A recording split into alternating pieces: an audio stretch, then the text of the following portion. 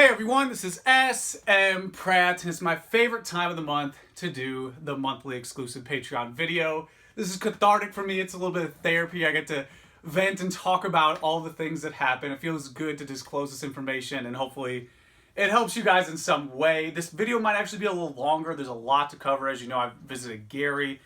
We talked about a lot. There's some inventory that's going to hit the scene that I'm going to tell you about. There's some big deals that occurred that I'm going to tell you about.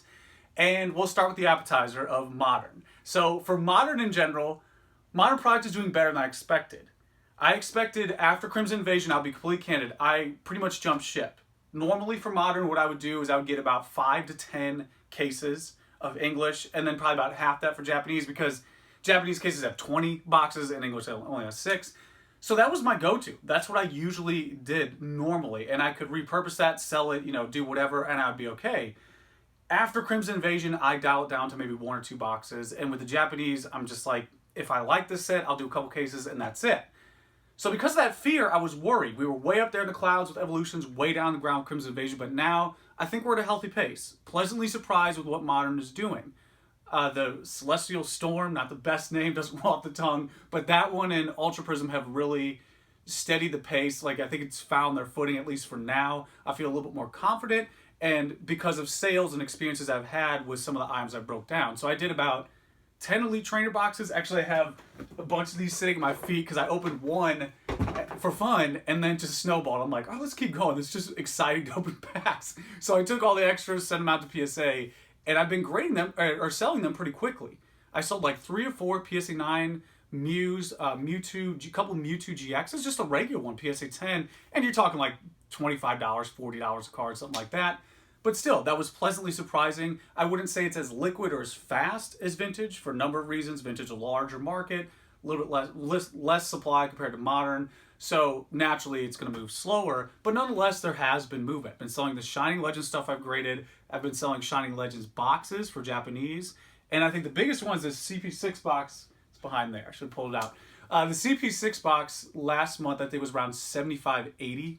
I think in there on average, and I just sold 2 today for 90. And what I'm doing with that is really slowing down on my quantity, just probably dialing that back, incrementally increasing the price, and then I'm ultimately probably gonna take it off eBay because I can't source this in bulk. There's no way to buy it from distributors anymore, and anyone in Japan who has it is simply just gonna put it on eBay at market value. There's no incentive for them to be like, hey, I'll sell 10 of these, 20 or 30% under what I could just get on eBay. So that's a good sign. CP6 is not even 2 years old. It's still got a couple months before its birthday, so that's a really good sign. Of course, as base at Charizard, but I think Evolutions and CP6 were always a fantastic release. It's just that the obvious cost of quantity on Evolutions is not as heavy on CP6, and we're already seeing that, in real time. We're already seeing the market realize that difference. So there you go. It's gone from $75 to $80 to now $90. And I think that's pretty much everything for Modern. Vintage has a ton to cover. Vintage is probably going to take a good 10, 15 minutes to talk about. So I'll start out with the general stuff. In general, promos are outpacing set cards, in general. So things like the fan club promos, that doesn't mean all promos. Vintage Japanese promos. Fan clubs, Grand Party, Not Awake has a little bit of movement. The Golden Era stuff is doing well. At least it's either holding, incrementally growing, or exponentially growing in certain cases. So I sold an Eevee fan club PSA 10 for $2,500, and that of course is a new price point. I think the last one sold like 1,000 some change, but this is months ago. But since then, there simply aren't any other copies, and it's not a situation where someone's doing a buyout or anything. I would say artificial. There just naturally aren't any other copies. There was one on eBay ungraded, about $1,200. It was off-centered, so it's not going to get a 10. I think there's another one in Yahoo Japan that ended at 900 something before fees, so it's going to go over a K to get it shipped to you. And even then, there's no guaranteed 10. So the bottom line is this was the only 10 on the market, and it was like that for a while. And I even told the person, I'm like, look, this is what I'd take because I'm not going to get another copy. I'll be real with you. And if I do, there's the last one that sold in Japan, $1,000, and it's not a guaranteed 10. So there you go. That's why you had so much growth with that, because that one is rarer than something like a Coral Mew. This has plenty of copies to go around. So yeah, those are moving. Even that has moved a little bit. The Shining Mew has gone from about a $300 card, PSA 10, 2 to 3, to now like a 3 to 4. I saw a couple sell at 400. I think one at PWC ended 3 and some change. So even that has some movement. Again, because I think people are shifting over because the set market is so optimized right now. That's why I said, promos are doing better than set cards, because there's not much changing in sets. It's basically sustaining for most of the popular cards, if not settling a little bit. There's not much movement upwards. So naturally, the less optimized markets like promos are going to see more movement. And if you really look at that, when you have an item like the fan clubs, it's common sense. When you only have a limited pool, you don't need that much interest to really change that price quickly. So yeah, that's pretty much the general outlook right now for this month on vintage, is that Japanese promos are outpacing, simply I think because they're not as optimized, and because you only need, like, let's say 5 or 10 guys to get interested in them, like with the fan clubs, and that's going to create a completely different complexion. Or if you get 5 or 10 guys interested in, like, Fossil, you won't notice a difference. It's pretty much going to stay the same.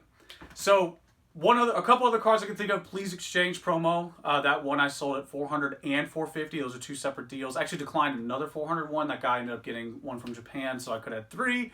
But again, it's my last copy that I have in stock, so I just said, no, I'm going to wait. So there you go. Those are 2 others I could throw at you as well. One of the big things I want to talk about, 2 parts I'm going to talk about here. This is huge news. This is big time. This is what you're paying your money for right here. I'm going to talk about one of these publicly, and that is a PSA 8 Illustrator sold for $100,000. The Illustrator has always been the most valuable card, unequivocally. There has never been a time in the hobby where that was not true. Anyone telling you that is either trying to sell you something or they're just wrong. Even the BGS 10 Charizard, I remember people talked about that sale of 50 something and change was higher than the PSA 9 Illustrator from years ago. It's like, well, yeah, if you're comparing a card from 2 years ago with a lower grade to a card now with the highest possible grade, it's like, I think there's something different between those 2 data points. But nonetheless, PSA 8 Illustrator sold for $100,000. Why I'm mentioning this, what I wanted to talk to you about, is the high-end market is in its own category. I'm going to do my own public video on this eventually, but the high-end market is completely separate from the normal nucleus of the hobby. Kind of like when we talked about the fan club promos and the little promo pool. All the high end is simply a much smaller pool. It's basically just a puddle of a couple drops. And all you need are a couple of people to come in there to make waves. And that's what we're experiencing. If you have a couple millionaires, that intersection of having a card that has 5 copies that's always been the top card or one of the top cards, you only need a couple of people with $1 million to throw around to make it $1 million item.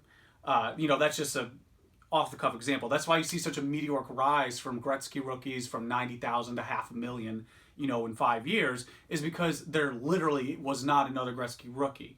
I think now there's 2, finally, after 40 years? After 40 years, there's 2. So you have a situation where you just have such a small amount of quantity. I mean, we're talking like a microscopic pool of quantity, and that's why it has such a meteoric rise. It's because you only need a couple people, and those couple people can really make waves, especially if they're like proper buyers. And by proper buyers, I mean people who can actually afford to buy this card and forget about it.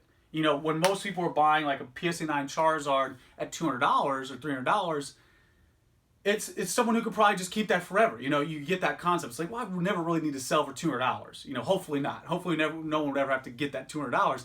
So I think that's the analogy. Like, I had one of the patrons here from Denmark, which we always talk for a long time, because there's so much to talk about, was telling me about how someone sold their windmill company for $800 million. And he gave me this example where this guy didn't even realize that if he paid the $300,000 fee for this car he purchased. And to, knock that down to reality, that would be like someone who made $80,000 losing track of $30. So I think that's why it's all relative. That people with that type of money, maybe not 9 figures, but there's definitely some 8-figure buyers in the market now. They've always been there for sports, and if they just have any interest in Pokemon or non-sports, they're going to create waves. So that's one of the things I'm going to talk about to you right now, and I'll eventually talk about it publicly, because I think it's a good topic for why, a lot of people are like, well, why did the 9 Shadowless, go down, or the first edition 8 Charizard go down, but the 10 is just streamlining like this? Well, because you just can't get that 10. I mean, that's really what it comes down to. And then the people buying it aren't spending all their money, so there's no need for them to flip it back onto the market. So I think those are the 2 main components. Hopefully that was useful in some way. The other thing, which is probably more relevant, it's definitely more in tune with like the set cards, which are printed in mass for the masses. There are people out there with decent hoards of sealed product that they're trying to offload. I talked about the Chinese Legend Maker. There's some English boxes out there, some Neo boxes out there. We're talking a couple cases of them. Not Neo Destiny. I think it's like Genesis has some. Discovery has some. I don't know Neo Rev as much, but I've seen multiple photos from multiple sources of in multiple locations. This isn't just one person. I'm talking to. There's a lot of stuff going on behind the scenes, potential partnerships with me and other people. And into this natural conversation, we digress to other topics of, hey, I had this guy come in who had this or XYZ. So there are still people out there with the sealed product. So why I'm telling you this is because we're going to get to the overrated, underrated, which you probably know what I'm going to say, but I'm just giving this to you for the vintage category because I think a lot of people are just kind of crossing their fingers like, okay, when's the supply going to fall off the map? Even for me, I thought first edition base would have toppled a little bit faster, but it's taking a little bit longer than I expected. And by that I mean, when are we going to see this real suffocation of supply? Usually first edition base or the Watts, if you follow the Watsy bell curve that I talked about before, first edition base is and shadowless are very low, then it increases and then starts to dip again towards the tail end of like Neo, and then E series is here, which is why you're seeing that Sky Ridge I guess explosion or exponential growth, is because it's on that tail end of that bell curve. That's when Watsy had, it was just puttering, and that's when the hobby itself was puttering. That was the lowest point. So naturally, this is going to have the most scarce availability for sealed product. But regardless, even that Neo era, I've seen plenty of Neo boxes. So just giving this to you, just giving you that information because I think it's something most people want to be aware of. So when we're talking about my sales, I mentioned some of them before: CP6, Shining Legends. One of the things I wanted to tell you is keep in mind I'm one sample size. I'm not a metric for the entire market. I'm only a metric of what I have, and I do try to really diversify and pretty much have a little bit of everything. But what I sell, of course, is not every single thing on the market.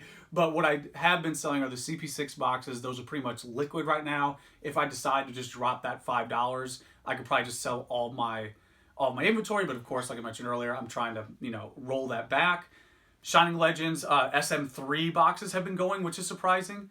I had those for like, I don't know how long, 6 months, 8 months. I didn't even put them on eBay. I just had them. And I was like, I don't even want to sell these because I can't make any money. And now I'm just basically getting my costs back because I'm trying to roll out I have so much modern sealed product I just need to do something with. So there you go. Those are some of the boxes I've been selling. Individual cards have been a mix, a counterintuitive mix. I've been doing Diamond and Pearl promos, a lot of those.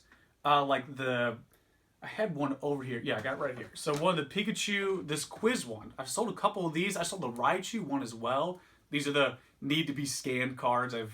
You don't want to see this mess. But nonetheless, I've been selling the Diamond and Pearls, graded. These are all 10s. A couple level X's, which that's a huge curveball. That's a change up. Some of the players have been pretty consistent. I've basically sold about half my inventory. I had a lot of players promo stuff because I was like, this is unique art. It's got a nice unique release. It's pretty old. It's like some of the newest old generation or oldest new generation of the new generation. There you go. That's what players are. And then of course Japanese promos like the Eevee that I mentioned. And that's pretty much most of my sales. It's been mixed. Part of it was a little bit interrupted because I was spending so much time with Gary. We talked about a ton of stuff, and there's just so much that he knows from over the years. I'll just give you like a quick snapshot of, one day he's going to let me go see his vault, like everything that he has. And I don't know if you caught those videos, but that's not even, like what I said, appetizer in the beginning. That's like an appetizer of what he has. But the nice thing about Gary, when I was talking about the Hoard earlier, there's differences in Hoards. There's two big differences. Are they actively trying to sell, or are they not? Because like that instance with the person with the Neo boxes or other people out there, they're actively trying to offload this at current market value, where Gary's someone who has no intention of selling. I mean, to the absurd level where we were talking, and I was like, what if someone bought your big listing of Charizards? He's like, I'd have to default on it. He's like, I'd have to refund. He was like, it'd be my first time I would ever refund something and not send it out. He's like, because I'm not trying to sell it. He's like, I'm just trying to showcase it. So I think a lot of people, when they see that, they're like, oh, he's trying to make a move. Absolutely not. And it's almost frustrating to get stuff from Gary. That's the thing I tell you, is that I'm like, hey Gary, what would you take for this? I'd pay you market value. And he's like, let me think about it. I'll get back to you if I want to sell. I'm just like, come on. So that's the thing I would tell you is that there's two differences in Hoards, and I really learned that from talking to Gary because he probably has the most WotC product out of anybody that I can think of at this point. So at the end of the day, what does that really mean? Nothing if he doesn't sell. It's like saying, okay, well, this guy over here has $100 million in cash. It's like, okay, and what? It's like he's not doing anything with it. It's not gonna have any effect on the market. So that's the thing I'd tell you about Gary. But I need to make the whole Patreon could just be stories with Gary. Maybe one day I'll do a collaboration with him where he just talks about if he feels comfortable, because he's an old timer and he doesn't really like to divulge everything, which is understandable. But talking about that, to segue into something else I want to tell you is I'll be doing a few more collaborations, so get ready for that. And then the only other thing I can think of is overrated, underrated. Overrated, you're going to hear it again and again and again until this changes. English Gold Star 10s. Good God. They are so shilled right now. In fact, the thing I'll talk about vintage and put here in overrated is PWCC did very well in this last auction. Nice. Again, talk about pacing. I think the prices were perfect. I think great for seller, great for buyer. It's not a home run deal for the buyer. It's not a huge loss for the seller. It was like right here, meeting in the middle. That's what I thought majority of PWCC did this last round. There were a couple deals in there for sure, but not anywhere near the dumpster fire it was before. So the problem from the PWCC auctions this round, English Gold Star, anything PSA 10. You could just track the bidders. We had guys who were tracking the bidders and trying to find their names, and you could look at the data. One had, I think, it bid on 3 items with 1 bid retraction with 1 feedback. It's like, come on. And then the Rayquaza was already a relist of a non-sale before, and it's going to be a third relist because this one had 200% bidders with 0 feedback, at $7,000. So that number's meaningless. Charizard was boosted, I think. What was the other? There was another one in there. Was it Mew? There were a couple other English ones in there that also had this nefarious bidding going on. So that's all I can tell you. And why I feel this way is because majority of English Gold Stars, or at least a good chunk of that, is driven by social media. The Pokemon community in general is fickle. Social media is even more fickle. They are the most fickle aspect of the hobby. Anything goes. So you cannot trust that as a metric. I don't have confidence in English Gold Star 10s as of now. So for sure overrated, and you're probably going to hear it next month too, just letting you know. The other thing with overrated, sealed product, and that's going to be kind of a curveball. Sealed product is a little bit overrated because it's not moving as fast as it was before. And I didn't realize this until one of the E4 guys put up something for a trade. I think it was a Green Wing box. Did a little digging, and I was like, whoa, there's a lot of, again, going back to this non-paying buyer stuff, there's a lot of non-paying sales for this box. And he's like, oh, I had this offer, had that offer, and I'm like he's a good guy, an honest guy, but I'm like, I offers are one thing, committed buy and finished deals another. Like, I only deal, like when I talk about the Illustrator, there are plenty of offers I've received and you'll never hear about them. I only deal in finite 100% deals. That's it. I don't deal in potential. I only deal in guarantees. And like, when I hear that about the offers, I was like, okay, let me do my investigation. And sure enough, there's a lot of these sales that were relisted. And, for me, that shows that we're maybe hitting a ceiling. That ceilings, in my opinion, are not always permanent. But I think we're hitting a point where people are like, you know what? That amount of capital, like $3,000 or $4,000, I'd rather buy a lot of other cards and just put that into a box. It's just a box at the end of the day. And I think that's something people are kind of having a metaphysical, I think, dialogue about what sealed product is for them, because I think sealed product is very easy to pick up for anybody, but I don't think it delivers that chase that a lot of people are looking for. I think collectors who aren't hyper-focused on making money, they enjoy the chase, they enjoy the completion, they enjoy the feeling of that. And I think sealed product doesn't really deliver that right now as much as it used to. I think it was more exciting before because like, oh wow, this is disappearing or none were on the market. Where even with that Skyward situation, I was just like, this is kind of boring. Like, I don't care if the prices keep going up. It's like, it's just a box, man. And moreover, why I'm saying this whole it's just a box is because of the other supply out there. Now, if you would say first edition base, a guaranteed shadowless, or if you go to like the Magic side of things, like any vintage box, even Legends or Arabian Nights, it's like, holy crap, that's like a museum piece product. I think when Pokemon gets there, it has that added historical value. So I think that's the separation I'm trying to give you, is that I don't see that historical significance of buying, like, a lot of these mid-tier boxes. I just don't see it.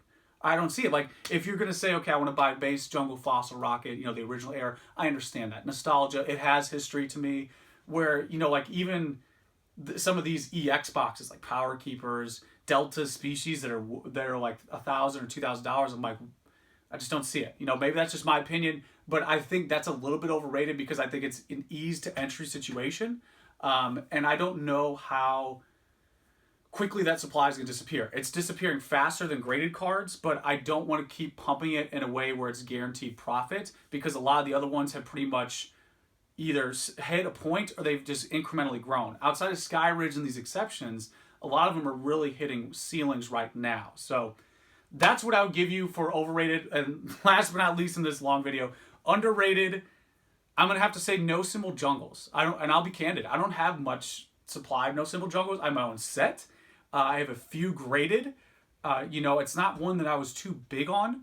But the thing I'm realizing is, going to this historical aspect and calculating it all, rarity and scarcity, I watched some of those PWCC auctions, PSA 9, end at like $50. Or some even might have been a little bit under $50. And I was like, man, these are rarer, if not the same as first edition or slightly more rare than first edition. And they actually have a nice quantifiable air. And for me, this does nothing because I don't have these. Like, Gary has a ton of them. And I realized after looking through these, like, these all look like base set cards. So it's kind of cool how they look like base set. But at the end of the day, I think those are underrated for their significance, for their historical value. We're talking $50 for a 9. I mean, to me, that's just too low. That, again, my opinion. The other thing for underrated is going to be the other thing I'd be a dead horse on, 9 holos. I just bought 20 cards from PSA, and majority of them were first edition 9 holos. And I just put in prices, and I was like, if they ended this price, I'll just take it. And some of them were Neo cards, like I think a Houndour, and Wobbuffet was winning the race, $19. $19 for a first edition Wobbuffet holo, PSA 9. I'm like, I feel like I'm taking crazy pills. It's like, what? It's like $19. That one just blew my mind. I was like, well, I guess time travel does exist for this one moment for me. So there is your data point. Some of these were, to me, I think most first edition 9 holos should be at least $50. Like, even with that, the Jungle Air, it's like that one is rarer than I think some of these first edition holos, but still, in my opinion, that's where their intrinsic value should be. The market might disagree with that, so I've been putting my money where my mouth is. Again, I'm just being transparent with what I'm doing. I might not be right. This is my opinion, but also I'm actively buying them at that price. So there you go, guys. Hopefully, as usual, there was something here to enjoy. Again, sorry for the length. I knew this one would be a little bit longer going into it. But yeah, that's pretty much everything I have. Thanks a ton for supporting me, especially for the new patrons. I know Gary kept plugging away like the whole time I was on the trip. Gary's like, Scott, you need to talk about Patreon more. I'm like, okay, fine. I'm not one of those guys who does like the, please like, comment, and subscribe. I'll never be one of those dudes, so I felt uncomfortable. But nonetheless, I appreciate the support. It really does mean a lot. And that's pretty much it, guys. Till next time.